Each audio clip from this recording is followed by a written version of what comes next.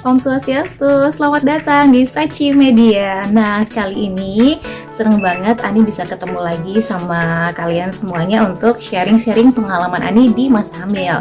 Kalau kemarin udah persiapan mau melahirkan, nah sekarang Ani bakal berbagi pengalaman melahirkan. Pengalaman melahirkan apalagi di situasi pandemi kayak gini ya.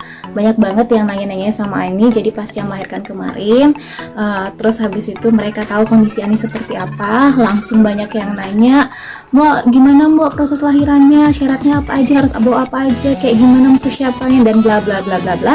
Oke, jadi untuk itu Ani langsung bakal jelasin semuanya di sini.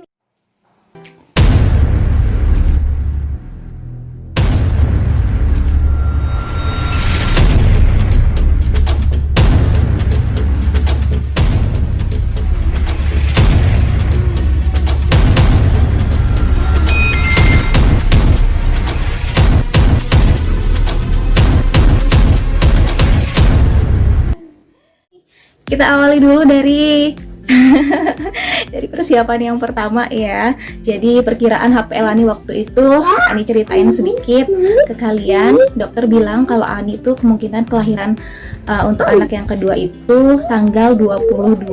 Kenyataannya di tanggal itu masih belum ada kontraksi sama sekali. Jadi Ani sama sekali nggak ngerasain ada tanda-tanda bakal melahirkan. Terus apa dong yang Ani lakukan? Nah, Ani memeriksakan diri kembali ke dokter waktu itu. Jadi kontrol terakhir perkiraan HPL, dan dokter bilang katanya memang belum ada tanda-tanda sih, walaupun mungkin posisi kepala bayi itu udah di bawah, cuman masih belum masuk panggul gitu. Dan akhirnya dokter mengatakan bahwa Ani masih punya waktu sekitar 1 minggu lagi untuk menunggu adanya aja. Selama diberikan waktu 1 minggu menunggu kelahiran itu, Ani masih tetap kerja seperti biasa. Jadi Ani masih beraktivitas seperti biasa juga. Bahkan Ani lebih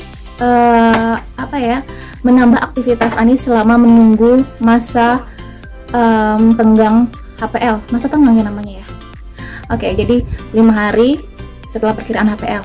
Kita masih ada waktu. Ani langsung lakukan aktivitas seperti olahraga ringan, seperti jalan-jalan. Dan untuk ibu hamil ya, Ani sarankan ke kalian kalau kalian mau jalan-jalan itu pakai jalan cepat ya. Itu saran dari teman Ani yang bidan, bilang kalau itu mempercepat proses bukaan atau juga turunnya kepala bayi. Itu Ani juga melakukan renang ya.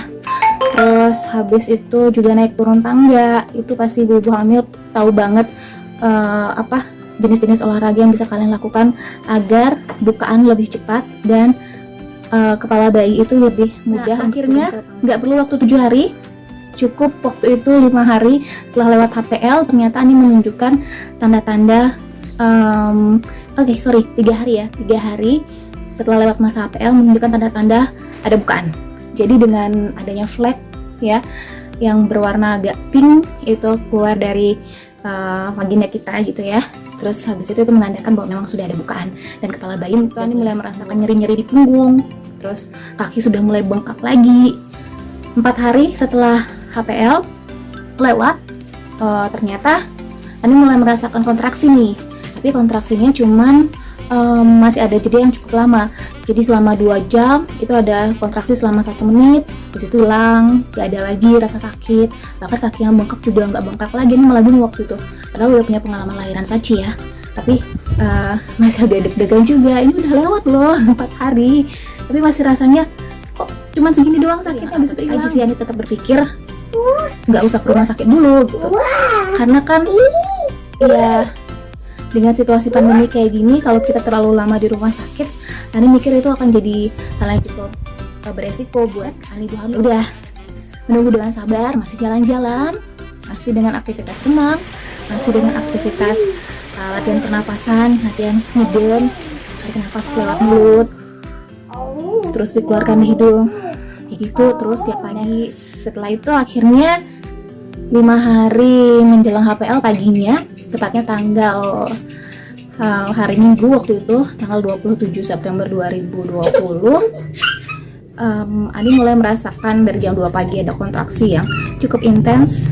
Jadi selama setiap 10 menit 10 menit itu tiba-tiba ada kontraksi. Buat kalian yang mungkin ibu-ibu hamil yang baru pertama kali merasakan hamil pertama masih bingung membedakan antara mana sih kontraksi yang palsu, mana kontraksi yang asli. Nah, kalau kontraksi yang palsu mungkin kalian merasakan sakit perut seperti disundul-sundul, terus habis itu pinggangnya sakit, tapi perut kalian masih apa ya, masih lembek. Jadi itu kontraksi palsu.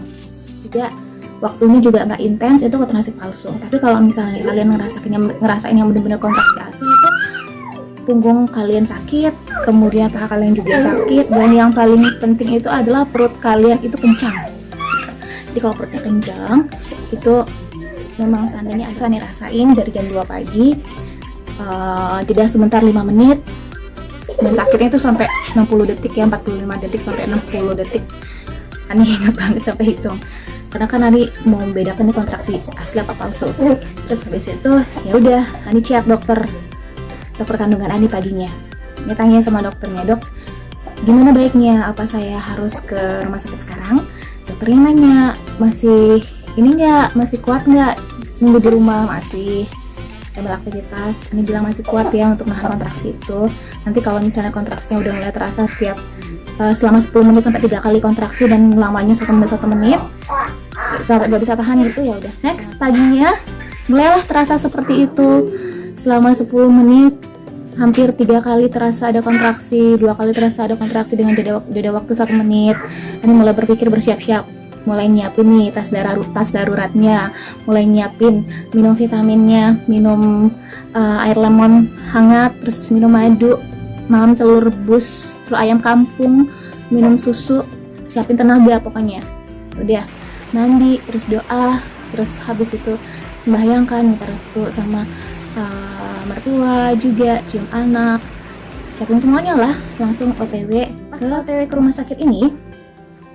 Jadi itu kira-kira sekitar jam 3 sore ya, sekitar jam 3 sore berangkat ke rumah sakit, udah ngabarin sama dokternya, "Dok, saya langsung berangkat ke rumah sakit." Nah, jadi sampai di rumah sakit itu kita langsung menuju ke front office ya. Nah, sampai di front office, dari front office nanya nih, "Ada keluhan apa, Bu?" Gitu, "Pak." Kita sampein kalau mau rencana lahiran gimana? Kita mau rencananya lahiran normal, dan ada keluhan, ini udah mulai kontraksi nih gitu. Mau cek bukaan.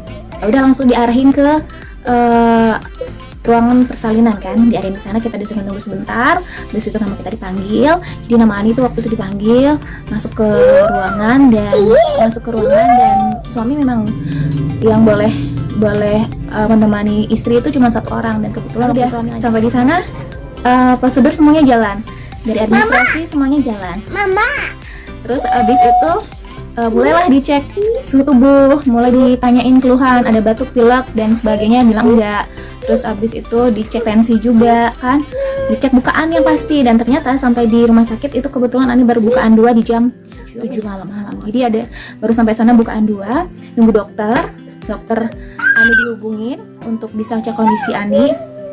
Sembari nunggu dokter waktu itu, tiba-tiba ada hal yang cukup mengejut, itu bilang katanya wajib tes rapid.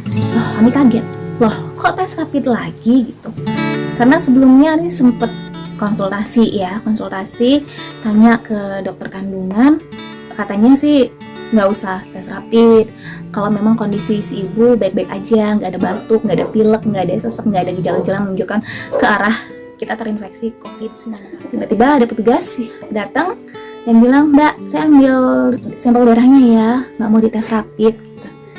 Oke, posisinya udah pasrah aja, mau dites apa segala macam silakan. Kan ngerasa sehat banget, dites, kemudian selang 15 menit hasil tesnya keluar, wah, ibu itu ternyata reaktif gitu. Ternyata hasil tesnya Ani itu reaktif. Wah, menghela nafas panjang, berusaha untuk kuat dan berusaha untuk tetap tenang, nggak panik di tengah kontraksi. Waktu itu udah mulai bukaan 4, dan Ani rasa bukaannya udah nambah karena bener-bener kerasa kenceng banget, kepala bayi itu udah nyundul pengen keluar rasanya. Seorang perawat datang, terus menyerahkan handphonenya kepada Ani, bilang itu telepon dari dokter. Dokter memberikan penjelasan kepada Ani bahwa nggak bisa untuk kelahiran normal. Sempat shock, terus diam bentar, nggak tahu harus ngomong apa, cuman bisa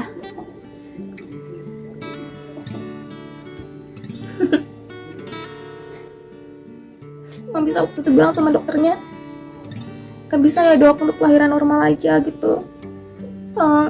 Gak apa-apa dikasih perangsang aja sekarang biar cepet. Habis itu nanti saya mau kok dipisahin sama bayinya, diisolasi, yang penting anak saya selamat. Ini kan udah bukannya kan udah kayaknya udah kontrak terbilang ya cari aman, anak kamu reaktif, dioperasi aja. Toh kamu udah sakit dari kemarin kan gitu, masih kuat. Ani nggak jawab apa-apa, nggak bilang apa-apa, cuman bilang ya udah kalau itu yang terbaik gitu. Katanya kalau kamu setuju untuk operasi 1 jam lagi waktu jam 9 rencananya bakal dioperasi. Jadi semua perlengkapan udah disiapin. Tiba-tiba ada bidan yang datang kan, ada bidan yang datang pakai APD 1 orang. Ani nggak tahu namanya siapa, tapi dia baik banget. Dia nguatin Ani dan bilang katanya, Bu, di ini aja dulu ya, evaluasi aja dulu. Ternyata di jam 8 malam itu Ani udah mulai bukaan 5 kan, masih kontraksi hebat. Dan bidan itu yang bidan yang pakai APD lengkap, mungkin dia bidan yang khusus untuk menangani pasien COVID. Ani tanya sama dia, Mbak, kalau misalnya tiba-tiba aja sebelum jam operasi bukan besar dan bayi saya mau lahir gimana? Saya bakal ditanganin nggak? Dia bilang, udah Mbak gak usah khawatir, Mbak harus yakin kalau Mbak bakal selamat, bayinya juga bakal tetap ditanganin gitu. Lega rasanya waktu itu dikasih semangat kayak gitu tuh, lega banget. Waktu itu nggak ada suami, lagi keluar, lagi urus administrasi kan, jadi cuma sama bidan itu aja ngobrol, sambil kontraksi sambil ngobrol. Bener kan kalau saya bakal diambil, nggak bakal diabaikan gitu aja. Nih bang, bener. Udah mulai semangat lagi nih, doa terus, harap semoga aja sebelum jam 9 malam itu udah mulai ada bukaan dan kamu lahir nak gitu, ngomong sama si adik bayi dalam perut. Jam 9 semua peralatan operasi itu udah disiapin dan udah ditemenin sama suami kaget karena kok tiba-tiba ada perawat yang bilang, Pak, ayo silakan lengkapi administrasi, ibunya mau dioperasi. Suami kaget karena memang dia lupa untuk menyampaikan kalau tadi dokternya dapat telepon dan udah bilang kalau katanya nggak mungkin dengan kondisi yang reaktif itu bakal diambil normal. Tapi suami ngerasa saya loh yang ngajak istri saya setiap hari, dia itu sehat, dia nggak ada gejala apa-apa, kenapa harus operasi gitu, bisa normal ya? Bidan bilang bisa sih Pak, kita evaluasi dulu, kata bidannya. Ya udah nggak apa-apa, ditungguin aja dulu. Akhirnya ditungguin sampai 4 jam berikutnya, sampai di jam 1 nanti kira-kira bakal seperti apa. Dan langsung karena ada jam 12 itu sempat ngalamin kontraksi hebat banget, nggak tahan, udah teriak-teriak, ngomong udah nggak jelas, manggil ya, ada perasaan frustasi sambil doa juga. Ternyata udah dicek bukaannya udah mulai masuk ke bukaan 7. Wah udah lagi dekat nih, ini bentar. Udah saking nggak kuatnya Ani untuk menahan kontraksi, Ani minta untuk jalan-jalan. Saya boleh turun dari tempat tidur, saya mau jalan-jalan. Kalau saya tidur kayak gini malah rasanya memindahkan saya ke ruangan sebelahnya. Nah di ruangan itu mungkin memang ruangan yang khusus untuk melahirkan untuk pasien yang diduga COVID kali ya, karena bednya itu agak beda. Bednya itu setengah badan, dari atas itu ada seperti penutup plastik kayak gitu, setengah badannya lagi bed biasa. Jadi Ani lihat di ruangan itu ya ada bed seperti itu. Akhirnya Ani memutuskan untuk mempercepat bukaan dengan jalan-jalan, dengan teriakan sekencang-kencangnya. Jadi benar-benar teriakan frustasi. Ya udah di jam 1 mulai naik bed ditemenin sama suami, dikuatin sama suami setiap ada kontraksi. Tiba-tiba kerasa kayak mau BAB, buang air besar gitu Kak, dan memang bidan bilang selama masa kontraksi dilarang nyedan karena itu akan bahaya banget buat kepala bayi. Nanti malah jalan lahir jadi bengkak, kepala bayi mungkin juga bisa terjepit karena kita ngeden belum. Jadi di jam 1 itu Ani bener-bener nggak tahan, pengen bener-bener ngeden, pengen BAB, pengen buang air besar. Dan iya, ternyata Ani BAB. Panik kan waktu itu, suami langsung manggil bidannya. tolong dicek. Dan setelah itu datang 3 bidan pakai APD lengkap dan cek, wah Bu, ini udah mulai bukaan 10, udah mulai bukaan genap.